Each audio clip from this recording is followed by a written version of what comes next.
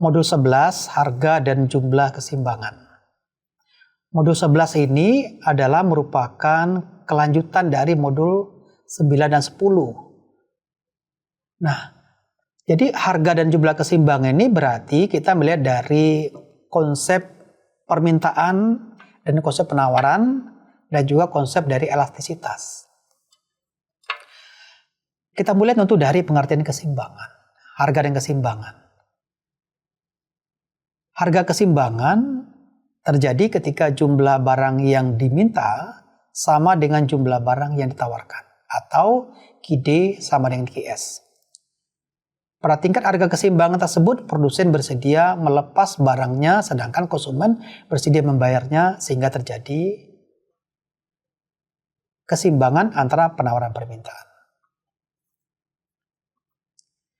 Terbentuknya harga dan jumlah keseimbangan. Proses terbentuknya harga keseimbangan atau harga pasar merupakan proses tarik-menarik antara kekuatan permintaan dan kekuatan penawaran. Proses tarik-menarik antara kekuatan permintaan dan penawaran disebut dengan mekanisme pasar. Menurut Adam Smith, yang mengatur proses terjadinya mekanisme pasar adalah invisible hand. Jadi artinya bahwa mekanisme pasar itu akan selalu terjadi pada posisi keseimbangan. Jika terjadi ketidakseimbangan, maka diseimbangkan melalui disebut dengan invisible hand. Ini bisa kita lihat pada grafik ya kan, atau pada kurva. Berarti di sini pada kurva kita lihat PE harga keseimbangan, QE adalah jumlah keseimbangan. Di sini terjadi keseimbang pasar. Tapi pada harga sebesar P1 terjadi ketidakseimbang pasar. Kenapa? Pada saat harga sebesar P1, jumlah barang yang diminta itu jauh lebih besar dibanding jumlah barang yang ditawarkan, sesuai dengan konsep atau hukum permintaan. Hukum permintaan pada saat harga turun, maka jumlah barang diminta meningkat dari QE menjadi QI berikutnya. Sedangkan dari hukum penawaran, pada saat harga turun, jumlah barang ditawarkan berkurang. Maka di sini terjadi ketidakseimbangan. Ketidakseimbangan ini disebut dengan excess demand atau defisit atau short type. Kenapa dikatakan excess demand? Artinya terjadi kelebihan demand dibandingkan dengan supply. Beda dengan kalau harga naik dari PE menjadi P2, terjadi surplus. Kenapa dikatakan surplus?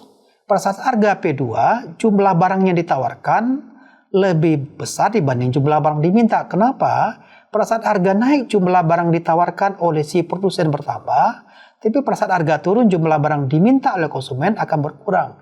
Berarti terjadi kelebihan jumlah barang ditawarkan. Maka melalui invisible hand, melalui tangan tidak terlihat, jika terjadi ketidakseimbangan, maka melalui invisible hand akan terjadi keseimbangan. Contoh, pada saat harga sebesar P2, karena terjadi ketidakseimbangan, maka secara praktis si perusahaan atau si produsen akan turunkan harga dari P2 menjadi P1. Dan sebaliknya, jika harga turun, terjadi ketidakseimbangan, maka si produsen kembali menaikkan harga agar terjadi keseimbangan. Faktor yang mempengaruhi harga dan output keseimbangan. Kita mulai dulu deh. Harga keseimbangan adalah harga yang terbentuk dari titik-titik, ya kan? Harga titik, pertemuan antara kurva permintaan dan kurva penawaran dengan asumsi faktor selain harga dengan tetap. Tadi kita sudah jelaskan, harga keseimbangan terbentuknya pertemuan titik antara titik PE dengan titik QE.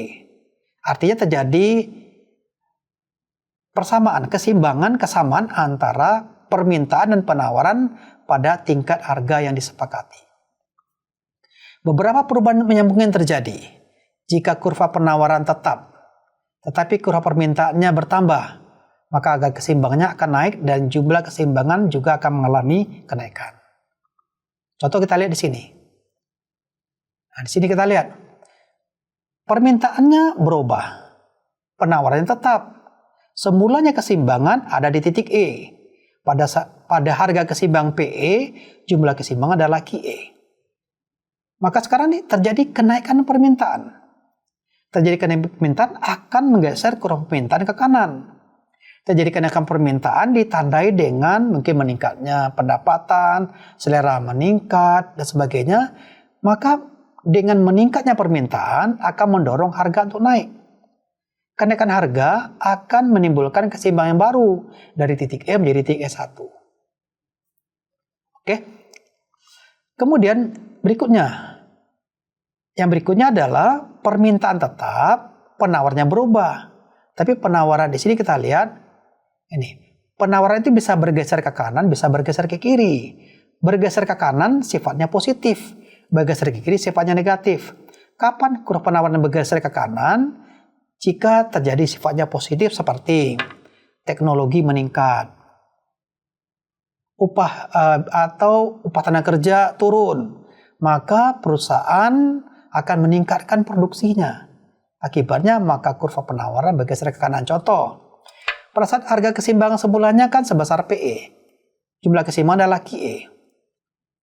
Dengan meningkatnya jumlah barang diproduksi, karena meningkatnya biaya produksi, meningkatnya teknologi, harga keseimbangan sekarang berubah dari titik PE menjadi titik P1. Maka jumlah keseimbangannya menjadi Q1. Jadi titik keseimbangan bergeser dari titik E ke titik E1. Nah, berikutnya berbeda di sini.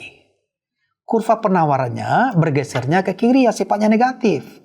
Yang sifatnya negatif adalah dengan meningkatnya biaya produksi, buruh meningkat kenaikan upah.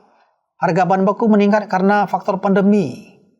Akibatnya menggeser kurva penawaran ke sebelah kiri. Semulanya harga keseimbangan PE dengan QE.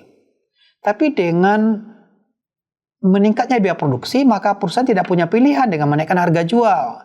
Dengan menaikkan harga jual akan menggeser kurva penawaran ke kanan. Harga naik, jumlah keseimbangannya akan turun. Jadi tingkat keseimbangan bergeser dari titik E kepada titik E1.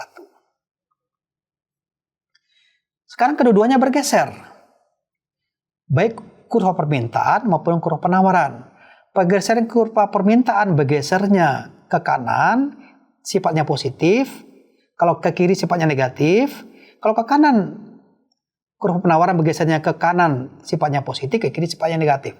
Jika kurva permintaan bergeser ke kanan, kurva penawaran bergeser ke kanan dalam persentase yang sama, menyebabkan terjadi keseimbangan.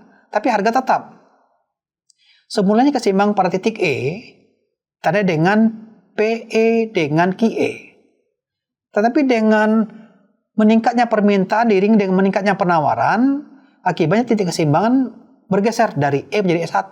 Artinya, dengan tingkat harga yang sama, jumlah barang yang diminta, jumlah yang ditawarkan, meningkat dari QE menjadi Q1. Di dalam menghitung harga dan jumlah keseimbangan, dapat di sini kita hitung. Bagaimana menghitung harga dan jumlah keseimbangan dengan menggunakan pendekatan tabel. Sekarang kita lihat di sini. Jumlah yang diminta, ini kita lihat, ini ada 4 kolom ya. Kolom pertama situasi, kolom kedua harga, kolom ketiga jumlah telur yang diminta, jumlah telur yang ditawarkan. Jadi kolom yang ketiga itu permintaan, kolom yang keempat kolom ketiga permintaan, kolom yang keempat adalah penawaran. Keseimbangan terjadi jika jumlah barang yang diminta sama jumlah barang yang ditawarkan. Kita lihat di sini. Pada tingkat harga berapa jumlah barang yang diminta sama jumlah barang yang ditawarkan. Kalau kita lihat tingkat harganya 9.000, itu berbeda. 6 dengan 27 tidak sama. 9 dengan 23 tidak sama. 12 dengan 19 tidak sama. 15 artinya jumlah barang yang diminta 15, ditawarkan 15, pada tingkat harga 7.500, titiknya adalah titik D. Jadi titik D adalah merupakan titik keseimbangan.